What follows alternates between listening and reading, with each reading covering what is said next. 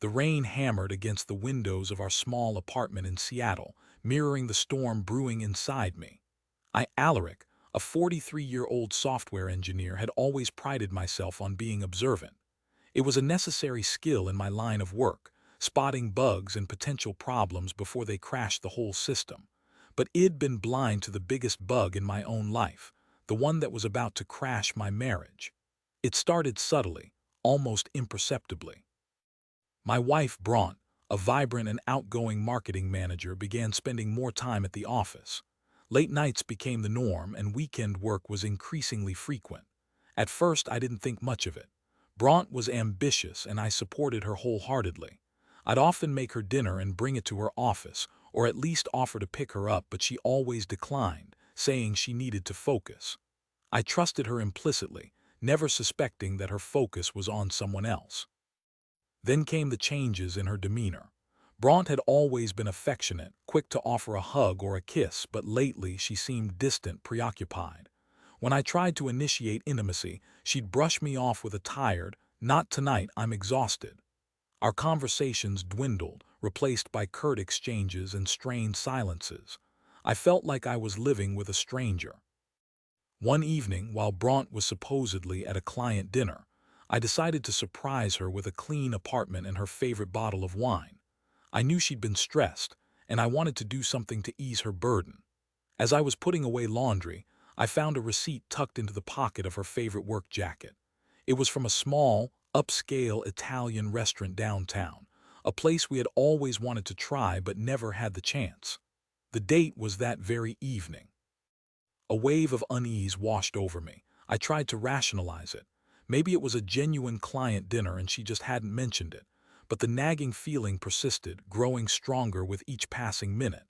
I decided to drive by the restaurant just to put my mind at ease. As I pulled up across the street, I saw her.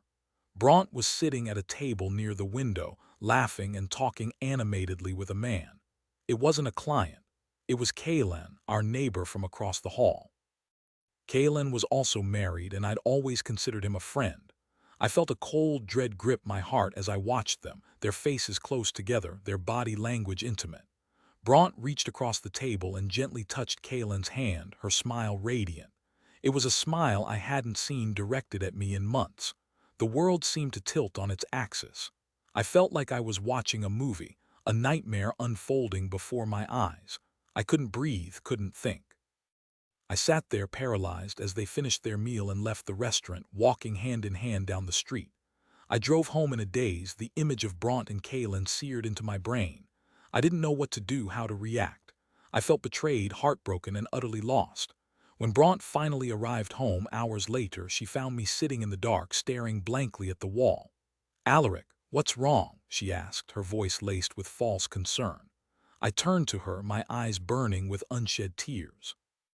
"I saw you, Bronte," I said, my voice barely a whisper.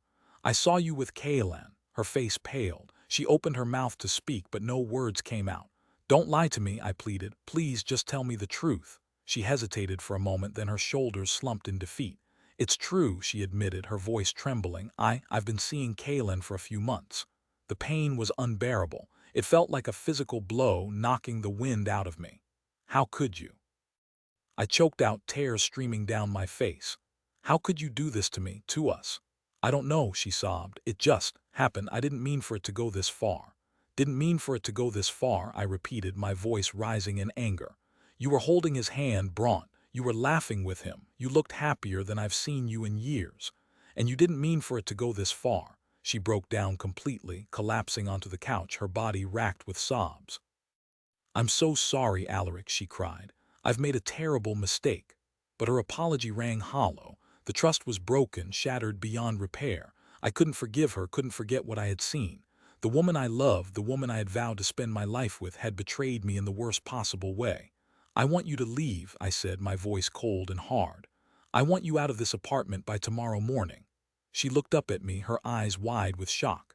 "Alaric, please don't do this," she begged. "We can work through this. We can go to therapy."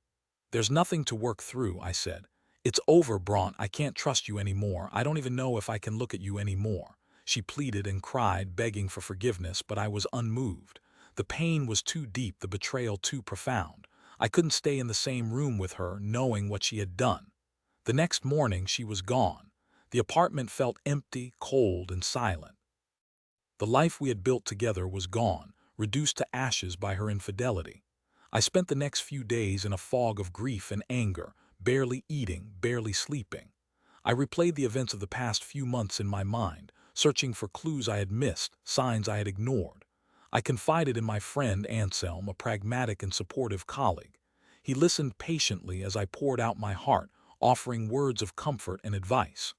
"You need to focus on yourself, Alaric," he said. "Don't let her actions define you. Take some time to heal and then move on." Easier said than done. The pain was all-consuming, the sense of loss overwhelming. But I knew Anselm was right. I couldn't let Bronte's betrayal destroy me. I had to find a way to rebuild my life, to find happiness again.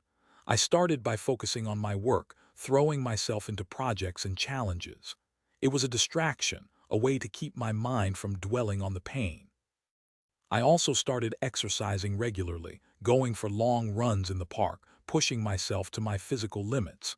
It helped to release the pent-up anger and frustration. As the weeks turned into months, the pain began to subside, replaced by a dull ache. I started to socialize again, meeting up with friends, going to concerts and movies.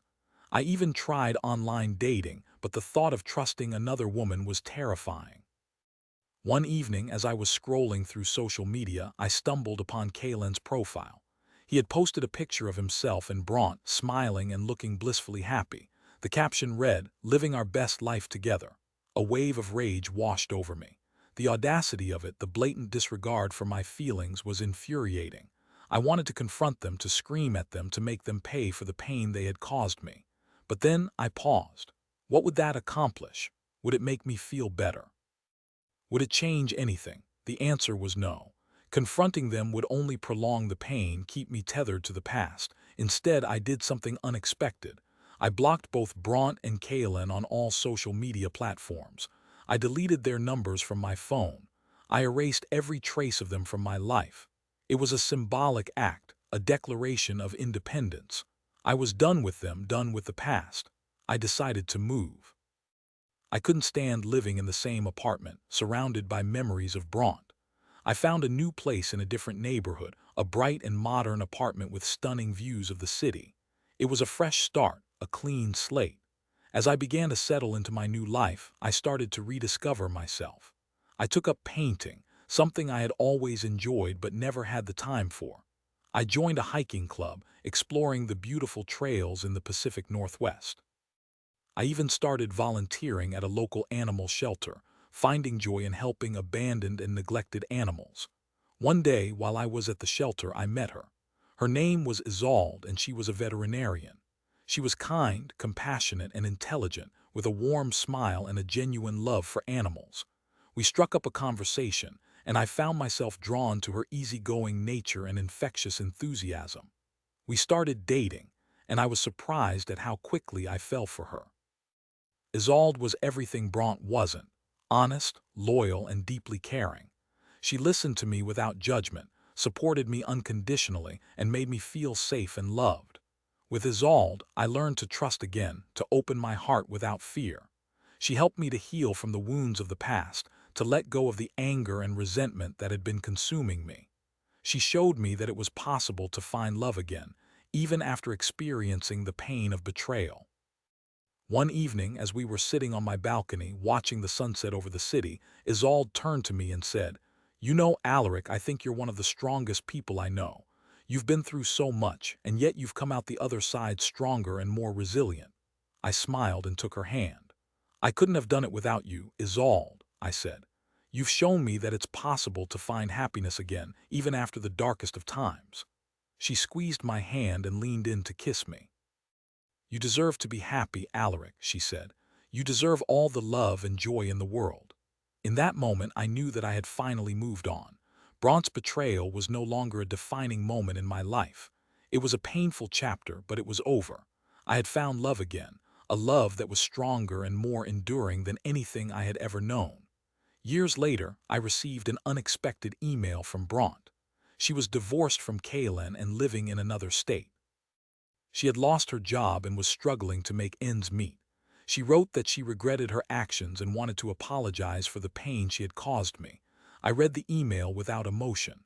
I no longer felt any anger or resentment towards her.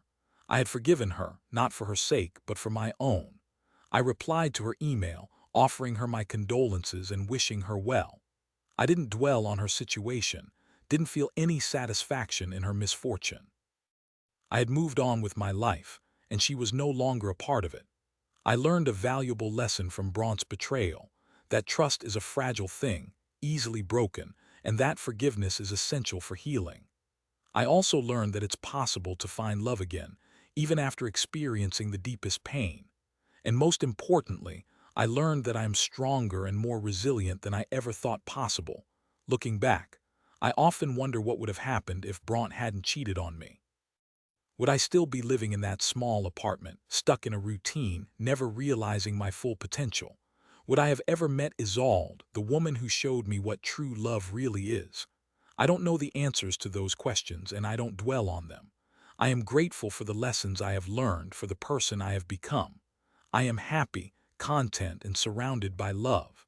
And that is all that matters.